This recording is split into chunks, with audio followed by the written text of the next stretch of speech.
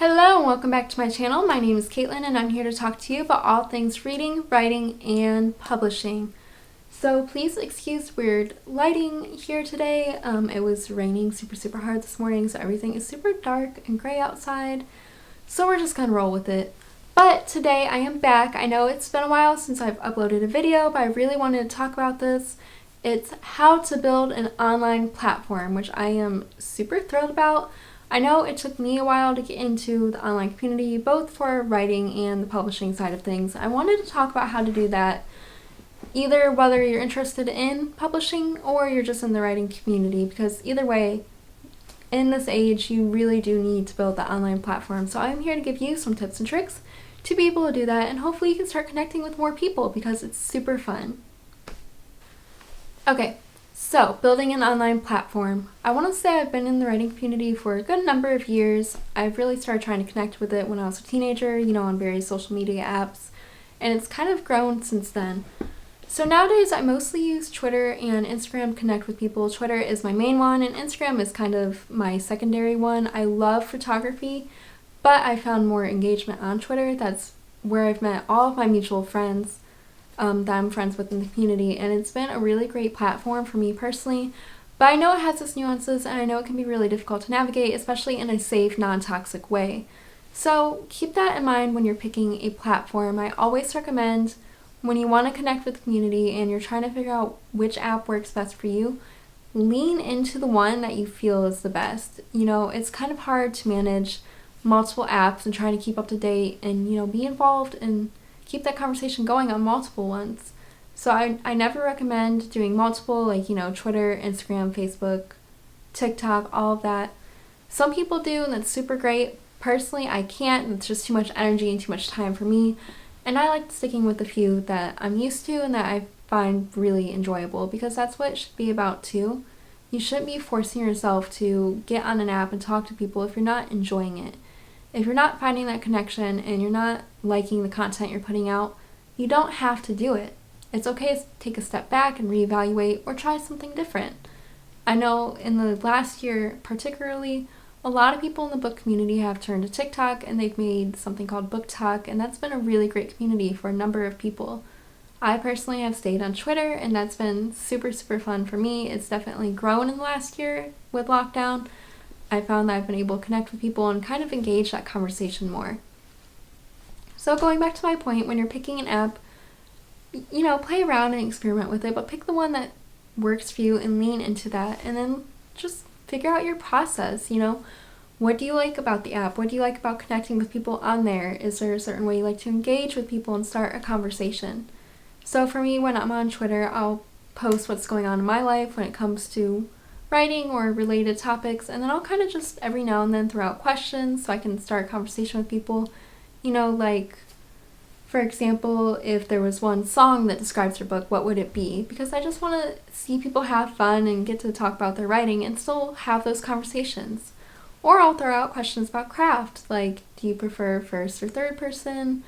Or what was your process like when you started revising? Just different things like that, which isn't too much different from what I do here talking to you about the writing process. So it's all a matter of leaning into it and then finding that engagement and starting the conversation. So when it comes to the content you're posting, make sure it's authentic, make sure it's something you really want to do.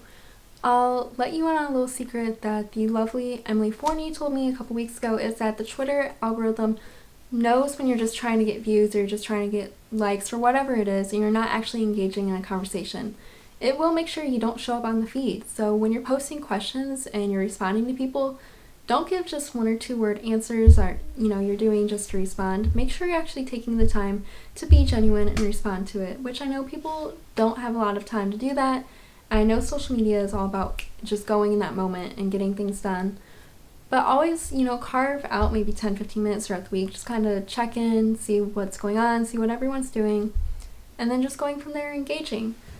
So for Twitter in particular, there is quite a few writer chats that go on throughout the week, which, really help you to connect with the community. That's how I've met some of my mutuals, was through those writer chats, like Writers in Quarantine and things like that. So it's really fun to get to do that, and it's a great way to build up your platform and connect with those followers. So when you're posting things about your writing, for example, if that's what you want to talk about, you can always post like artwork or mood boards. Those are very, very popular on Twitter, and then that kind of gets your engagement. You don't have to be super open about what you're working on. You don't have to give every detail away. You don't have to even tell them the plot. You can always just give one or two sentences that kind of describe what's going on. Like, for example, what genre do you write in? What themes do you explore? Is there a certain idea that you're trying to tackle or something new you're trying to do? And you can talk about that and kind of expand on it and then go from there, because I know everyone has different levels of privacy and everyone has different levels of comfort. So don't feel like you have to be super vulnerable and super open to everyone on the internet, because that's not true. What building your platform is about connection. It's about finding your space, your little niche in the web and everything that goes on, especially for the writing community and even the publishing side of things. So if you're on the publishing side and you're wanting to connect with people, build up your platform, but make sure you're doing it in a really respectful and professional way. So for example, consider what you post on there. You don't want to just be venting all the time. You really want to consider what your images and what your ideas that you want to put out are, and then kind of go with that. A lot of people build up personas online, and I know that sounds really, really bad to say, but lean into your niche interests. Go with that, because that's what you can amplify, and that's going to help you out with building a platform, is when people can sort of relate you to things. When they think of you, what do they think of? So for me, I really leaned into the dark academia aesthetic, and I absolutely love it. It's a huge thing in my life and in my online platforms. And so I went with that. So when you look at my Twitter, you'll obviously see that the color scheme on both my Twitter and my Instagram is similar, as well as on my website. And I kind of try to stick with that. I really like, Greek culture and history, Greek mythology, and just running with all sorts of writing ideas. And so I kind of stay with that, consistent with that theme, and just that's who I am. And it's not anything different than how I am in real life, but is what I put on there. I don't want to go online and be venting about something. That's not what I want people to associate with me with. And so I always try to be mindful of what kind of space I'm walking into, because if I'm walking in a room and everyone's super happy, I want to contribute to that. I want to contribute to the conversation that's going on. I want to talk about what's going on in the room. And so when I'm on the writing side of things, that's why I do come up with the questions I do. And I talk about my writing process, and I talk about my projects, because I want to be transparent and have those conversations, and also feel like other people can have those too, and it can be mutual. So I really think heavily about the content I post and what good it's doing for other people and the community, both for the writing side of things and the publishing side of things. So for the publishing side, going back to that, if you're posting things, really think about what it is about publishing that you like, and try to connect with people that are in that field too. So for example, if you're in marketing, maybe find some people that work in the marketing side of publishing and start following them and see what conversations they're having or what's going on there. Or if you like editorial, do the same thing and just kind of lean into people that are trying to break into publishing too. There's a lot of writers that also want to work in publishing, and there's a lot of overlap, which is the great thing. So it's not hard to make those connections. And you can even make some genuine friendships, which I definitely have in the last year, and it's super, super great. And don't be scared to reach out to people either. So if you're on Twitter, you're on Instagram, and you're always liking these people's posts or their pictures that they're posting, don't be scared to comment on them. Don't be scared to tweet back and reply, and try to start a conversation, or just say hi, or just respond to whatever they're saying or posting.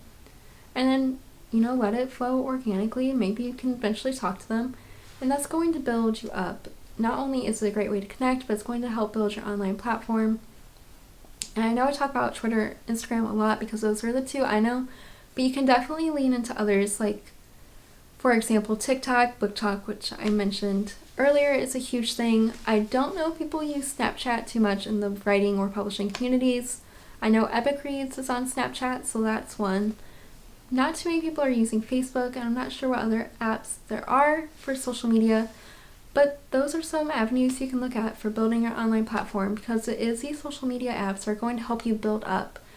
And it's not a huge thing. Like, don't think this is make or break for your career. If you're a writer, you do not need to focus on social media in order to get a book deal. What you need to focus on is writing. For writers, I really recommend social media as for community and for connecting, because when you're going through the writing process and you're going through the querying process, it can get really lonely. And having that community behind you is going to not only give you support, but it's going to give you people to connect with that are going through the same things you are, that have the same goals as you.